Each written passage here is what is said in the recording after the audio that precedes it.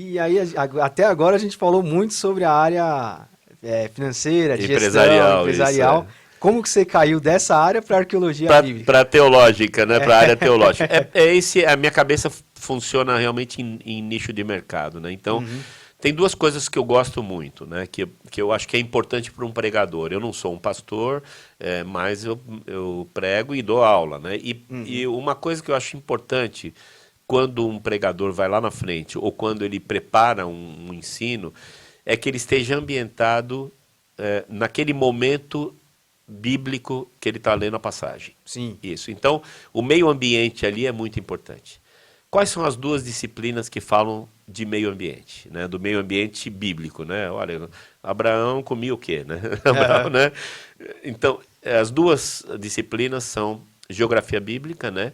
E a gente dá um foco grande, nós damos um foco em geografia física, tudo, tá ótimo, né? Geografia política, praticamente nada, mas a gente dá um foco muito grande em geografia humana.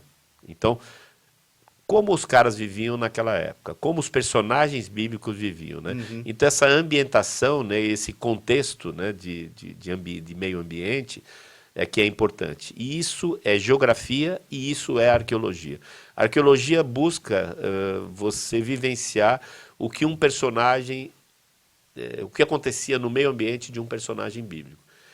Abraão é diferente da época de Isaac e Jacó, depois é diferente da época de José, e depois é diferente da época de Jesus, e aí vai. Né?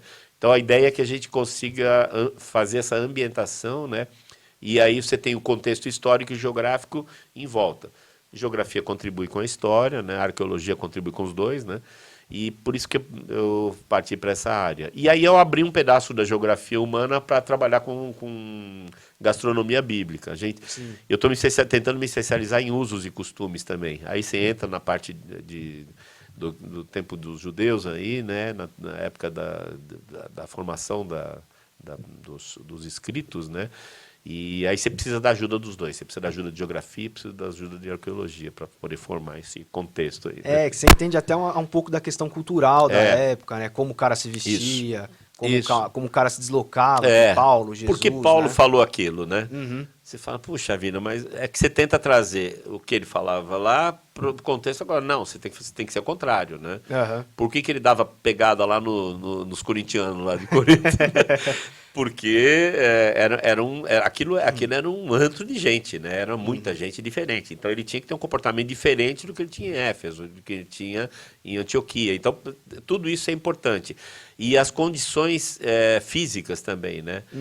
Quando um profeta fala, olha, eu estou no vale, estou olhando para o monte e eu vejo o Senhor, e o Senhor é o meu socorro, que tamanho é essa montanha?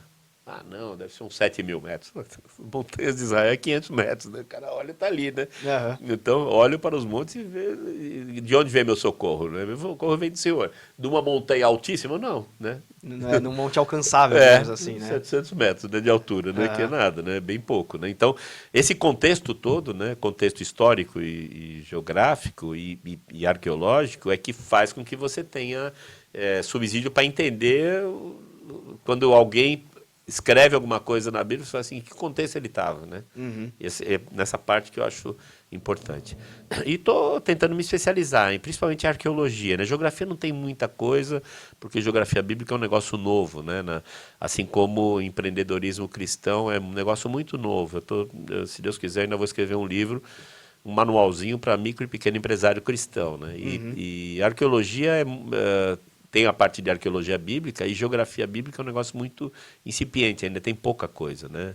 Então, acho que dá para contribuir bastante com isso. A arqueologia, ela lida mais com a questão, o envolvimento do humano mesmo, histórico ali, né? Ele vai, na verdade, conhecimento do passado. Então, ele conhece o passado, ele ambienta, e aí alguém de história vai lá e diz, ou geografia, entendi. Os Ixos viviam assim, porque tem... O arqueólogo, ele lida com coisas palpáveis. Sim, objetos, né? Ele não voa, né? Nunca, né? Tá provado? Tá. Me dá o objeto aqui que eu vou né? Vou estudar o objeto para entender a época, a cultura. Aí vai moeda, pergaminho, tudo, né? Então ele é um cara prático, o arqueólogo é um cara bem pragmático, né? Ele passa um tempo lá no campo e a maior parte do tempo no laboratório entendendo quantos anos tem aquele negócio. Então, para isso ele ajuda a formar essa ambientação. E a geografia ajuda também porque ela dá o meio físico que aquele cara que gerou aquele vaso ali vivia.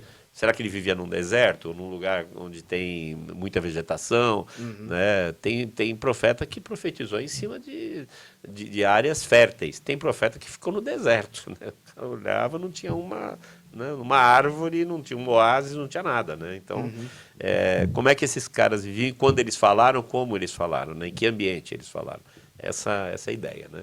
O pastor Enéas, ele deu aula de geografia bíblica no seminário. Você chegou até lá com ele? Não, geografia não. Tive outras aulas com ele, mas não tive de geografia. Sim. É um dos melhores livros que tem, precisa ser certamente atualizado com as novas descobertas, né?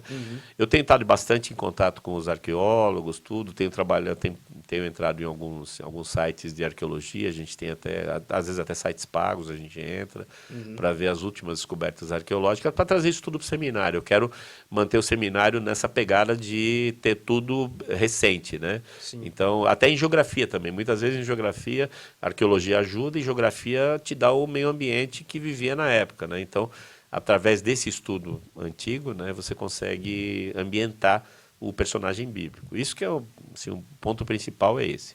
Na parte de gestão eclesiástica, eu até falei com o pastor Odair, falei, pastor, eu tenho as técnicas de gestão empresariais. Posso trazer para cá, né? Ele falou, tranquilo, é que nem aquele negócio. Todos os instrumentos foram feitos por Deus. O uso que você faz do instrumento, é você que vai, né? Então, você vai fazer um louvor, então você tem instrumentos que são do mundo, mas você faz louvor, porque a música é do Senhor, né? Sim. Então, as técnicas empresariais, e essas técnicas, o fundamento delas está na Bíblia. Se olhar lá, você vai ver. Eles usavam isso no passado, né? Então, eu tento trazer tudo isso para cá. Planejamento estratégico, controle das contas, Deus deixou na sua mão, então fazer o seu plano de negócios é com você, sob a inspiração do Espírito Santo, mas você tem que redigir. Né? Quem redigiu a Bíblia não foi o Espírito Santo, não foi lá e fez, né? Ele colocou na mão de alguém e alguém escreveu. Tem que executar aqui. Alguém. Então você é instrumento para isso. Né? Então, como você é instrumento, você tem que ter as técnicas para poder fazer isso. E aí fui fazendo, o pessoal tem gestão participativa nas aulas de gestão eclesiástica, tem um monte de outras coisas, né? Planejamento estratégico, tem técnicas de gestão financeira, tudo, que as igrejas têm que usar isso. Né? Senão a igreja às vezes vai ser, não, Deus vai colocar, Deus coloca, mas coloca você como instrumento para gerenciar. Exatamente. Você é mordomo. Né? A primeira aula que eu dou, eu falo assim, você é mordomo, querido. Então tem que tomar conta das coisas de Deus. Para tomar conta, você tem que se formar, tem que entender o que você está fazendo. É isso, né? Então ninguém vai construir uma casa sem antes planejar. Né? Então,